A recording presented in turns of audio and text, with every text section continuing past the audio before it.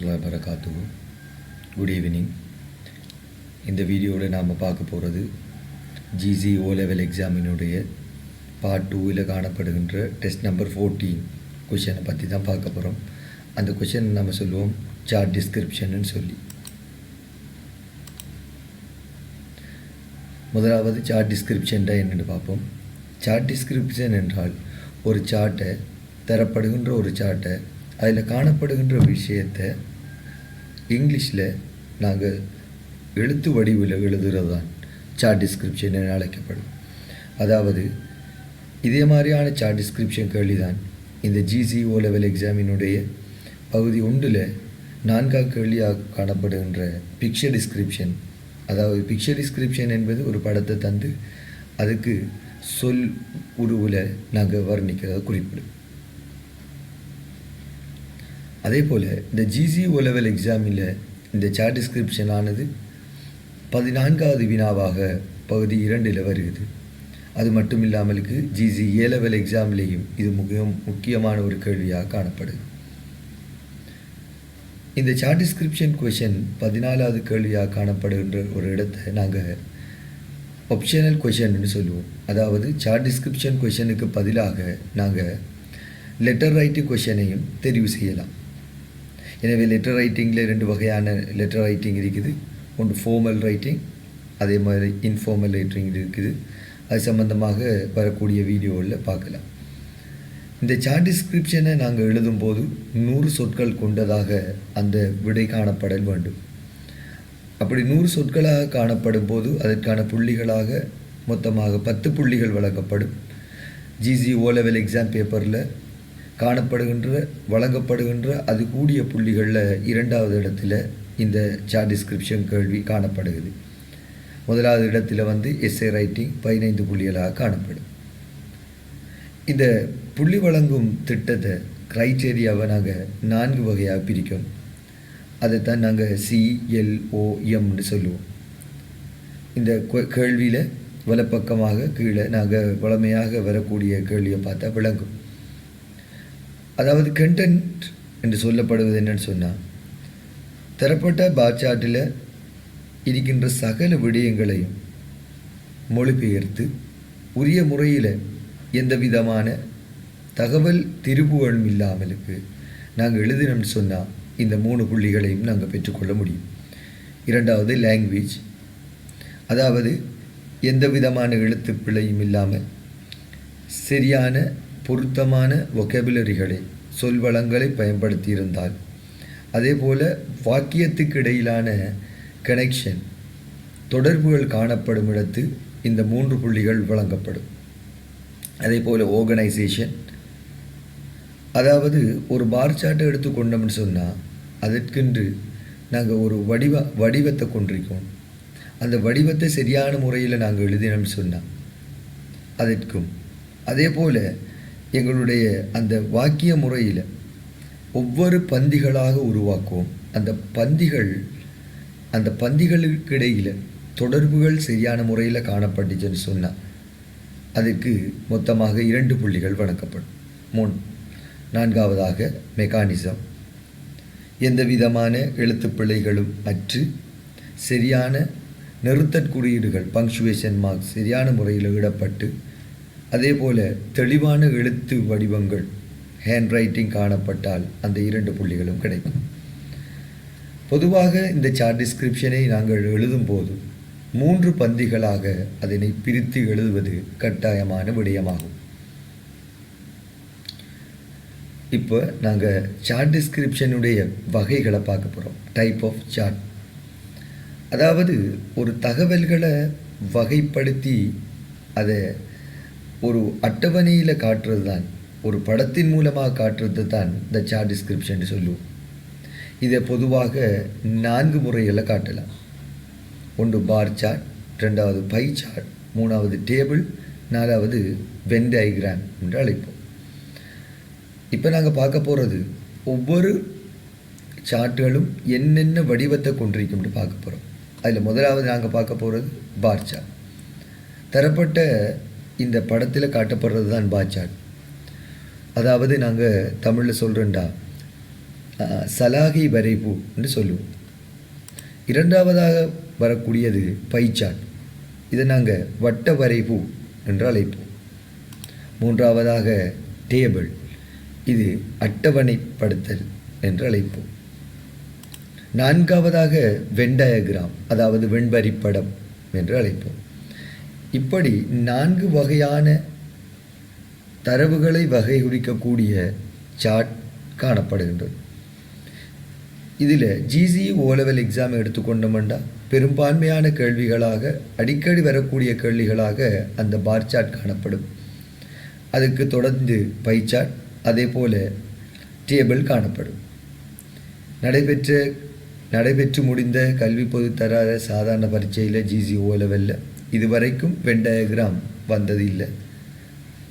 ஆனால் தரம் 10 சிலபஸில் இந்த வென் டயக்ராம் ஆனது குறிப்பிடப்பட்டுள்ளது. இப்போ நாங்கள் பார்க்க போகிறது முதலாவது பார் சார்ட். தரப்பட்ட கேள்வியை முதலாவது பார்த்து விளங்கிக் கொள்வோம். The following bar chart, the following bar graph இரண்டுமே ஒன்றாக காணப்படும். Shows the results of a survey conducted among 100 grade 11 students in a school about the choice of the subject for advanced level streams. அதாவது கீழே தரப்படுகின்ற bar graph ஆனது ஒரு பாடசாலையில் காணப்படுகின்ற தரம் 11 மாணவர்கள் 100 பேரை கொண்டு ஒரு ஆய்வானது மேற்கொள்ளப்படுது. அந்த ஆய்வின் மூலம் பெறப்பட்ட தகவல்கள் கீழே தரப்படுகின்ற பார் சார்ட்டில் காணப்படுகின்றது. அந்த தகவல்கள் என்னென்று சொன்னால், அட்வான்ஸ் லெவல், அதாவது உயர்தர ஸ்ட்ரீம், உயர்தரத்தில் காணப்படுகின்ற வெவ்வேறு வகையான பிரிவுகளில் ஒவ்வொரு மாணவர்களும் எந்தெந்த பிரிவை தெரிவு செய்கிறாங்கங்கிற சம்பந்தமாக காட்டப்படுது. தொடர்ந்து பார்த்தோம்னு சொன்னால், study the chart and write a description about their choices. The following words will help you. ஆகவே இந்த பார் சார்ட்டை படித்து விளங்கி கொண்டு கீழே தரப்படுகின்ற பெட்டியில் பிராக்கெட்டில் தரப்படுகின்ற சொற்களை பயன்படுத்தி இந்த பார் சார்ட்டை வர்ணிங்கன்னு சொல்லியிருக்குது. எனவே நாங்கள் இந்த கேள்வியை எவ்வாறு விடையளிக்கலாம்ன்றதை முதலாவது பார்ப்போம். இந்த விடையளிக்கும் முறையை இலகுபடுத்துவதற்காக நான் இந்த ஸ்டெப்ஸ் முறையை பயன்படுத்துகிறேன். அதாவது மொத்தமாக 5 ஸ்டெப்ஸ் முறைகளில் இந்த கேள்விக்கான விடையை விளங்கப்படுத்துறதுக்கு எடுத்துக்கொள்ளும். பின்னர் இந்த ஸ்டெப்ஸ் முறையை எப்படி 3 பந்திகளாக பிரிக்கிறங்கிற சம்பந்தமாக பிறகு பார்ப்போம். முதலாவது ஸ்டெப் நம்பர் 1. ஸ்டெப் நம்பர் 1 என்றால் கொஷனை ஆன்சராக மாற்றுது. அதாவது கேள்வியை எவ்வாறு விடையாக மாற்றுது. நமக்கு தெரியும், தற்போது தரப்பட்ட அந்த கேள்வியை எவ்வாறு விடையாக மாற்றுறதுங்கிறத பற்றி பார்க்கப்படும். அதாவது அந்த கேள்வியில் அந்த பார் சார்ட்டின் மேலே ஃபாலோவிங் என்ற சொல் காணப்பட்டது. ஃபாலோவிங் என்றால் பின்வரக்கூடிய, கீழே தரப்படுகின்ற என்று அர்த்தம். ஆகவே நாங்கள் இப்போ இந்த பார் சார்ட்டுக்கு கீழே தான் அந்த கேள்வியை அப்படியே விடையாக மாற்றப்படும். எனவே மாற்றும்போது நாங்கள் தமிழில் மேலே தரப்படுகின்ற பார் கிராஃப் ஆனது என்று சொல்ல வேண்டும். எனவே த above பார் கிராஃப், மேலே தரப்படுகின்ற பார் கிராஃப் ஆனது shows the results of a survey conducted among 100 grade 11 students in a school about the choice of the subject for advanced level streams. இந்த வாக்கியத்தை எழுதி கொள்வோம். இதை தொடர்ந்து ஸ்டடி த பார் கிராஃப் என்ற அந்த வாக்கியங்கள் எழுத முடியாது, ஏனென்றால் அது கேள்வி. ஆகவே நாங்கள் இப்போ ஸ்டெப் நம்பர் 1 விளங்கி கொண்டோம். இரண்டாவதாக நாங்கள் பார்க்க போகிறது ஸ்டெப் நம்பர் 2. படத்தில் பார்த்தீங்கன்னு சொன்னால் உங்களுக்கு விளங்கும். நாங்கள் இப்போ செய்ய போகிறது டிஸ்கிரைபிங் த எக்ஸஸ். எக்ஸஸ் என்பது அச்சுகள். எக்ஸிஸினுடைய பன்மை வடிவம்தான் எக்ஸஸ். எக்ஸிஸ் என்பது அச்சு, எக்ஸஸ் என்பது அச்சுகள். பொதுவாக பார் சார்ட்டை எடுத்துக்கொண்டால் 2 வகையான அச்சுகள் காணப்படும். ஒன்று கணிதத்தில் எக்ஸ் அச்சு, ஒய் அச்சு என்று சொல்வது போல தமிழில் கிடையச்சு, நிலைக்குத்து அச்சு என்று சொல்லும். கிடையச்சுக்கு நாங்கள் ஆங்கிலத்தில் ஹொரிசான்டல் ஆக்சிஸ் என்று சொல்லுவோம். நிலைக்குத்து அச்சுக்கு நாங்கள் ஆங்கிலத்தில் வெர்டிக்கல் ஆக்சிஸ் என்று சொல்லுவோம். கிடையச்சு இங்கே ஹொரிசான்டல் ஆக்சிஸ் ஆனது சப்ஜெக்டையும், வெர்டிக்கல் ஆக்சிஸ் ஆனது நம்பர் ஆஃப் ஸ்டூடெண்ட்ஸையும் காட்டுது. எனவே நாங்கள் இந்த விடயத்தை வாக்கிய முறையில் ஆங்கிலத்தில் எப்படி எழுதுகொண்டு பார்ப்போம். நான் வாக்கியத்தினுடைய ஆரம்பத்தில் as per the என்று பயன்படுத்தியிருக்கிறேன். அதாவது as per the bar chart என்று பயன்படுத்தியிருக்கிறேன். இதனுடைய வடிவமானது பார் சார்ட்டின் படி என்று அர்த்தம். ஆகவே இந்த as per the என்ற அந்த சொல்லானது பயன்படுத்துவதற்கான காரணம் நாங்கள் ஆரம்பத்தில் பார்த்திருந்தோம். வாக்கியத்துக்கு இடையிலான தொடர்பு என்ற அந்த விடயத்துக்கு புள்ளிகள் வழங்கப்படுவதன் காரணமாக இப்படியான சொற்களை நாங்கள் பயன்படுத்த வேண்டும். எனவே இந்த as per the என்ற சொல்லுக்கு பதிலாக நாங்கள் இன்னும் ஒரு சொல்லை பயன்படுத்த முடியும். அந்த சொல் according to the என்ற அர்த்தம். எனவே as per the bar chartக்கு பதிலாக நாங்கள் according to the bar chart என்றும் எழுதி கொள்ள முடியும். ஆகவே as per the bar chart, இந்த பார் சார்ட்டின் படி the horizontal axis கிடையாச்சானது ஷோஸ் காட்டுகிறது, the subjects பாடங்களை காட்டுகிறது. இதில் இந்த ஷோஸுங்கிற சொற்களுக்கு பதிலாக சில சொற்களையும் நாங்கள் பயன்படுத்தி கொள்ள முடியும். அதாவது describes, depicts, displays, denotes, illustrates, represents இப்படியான சொற்களையும் நாங்கள் அந்த ஷோஸுங்கிற சொற்களுக்கு பயன்படுத்தி கொள்ள முடியும். தொடர்ச்சியாக வைல் அதே வேளை இந்த முதலாவது வாக்கியத்தையும் இந்த 2வது வாக்கியத்தையும் இணைப்பதற்காக நாங்கள் இந்த இடத்துல வைலை பயன்படுத்தியிருக்கிறோம். எனவே நாங்கள் ஆரம்பத்தில் பார்த்த மாதிரி அந்த க்ரைட்டேரியாவும் படி இந்த 2 வாக்கியங்களை இணைக்கக்கூடிய அந்த விஷயத்துக்கு புள்ளிகளை பெற்றுக்கொள்ள முடியும்.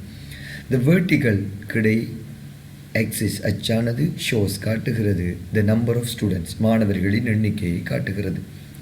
எனவே 2வது ஸ்டெப்ஸ் ஆனது டிஸ்கிரைபிங் த ஆக்சிஸ் அச்சுக்களை வர்ணித்தல் என்ற விடயத்தோட தொடர்புடையது. அடுத்ததாக 3வதாக step number 3 describing the items. அதாவது அந்த பார் சார்ட்டில் கிடையச்சில் காட்டப்படுகின்ற சப்ஜெக்ட்ஸ் ஆனது தான் இந்த இடத்தில் ஐட்டம்ஸாலாக கொள்ளப்படுகிறது. அது 3வதாக நாங்கள் வர்ணிப்போம். அதாவது there are 6 subjects அல்லது இந்த இடத்தில் ஐட்டம்ஸ் என்று எழுதி கொள்ள முடியும் சப்ஜெக்ட்டுக்கு பதிலாக. they are அந்த விடயங்கள் ஆவன, அந்த சப்ஜெக்ட்கள் ஆவன biology, maths, IT, art, accounting and music என்று முடித்துக்கொள்கிறோம்.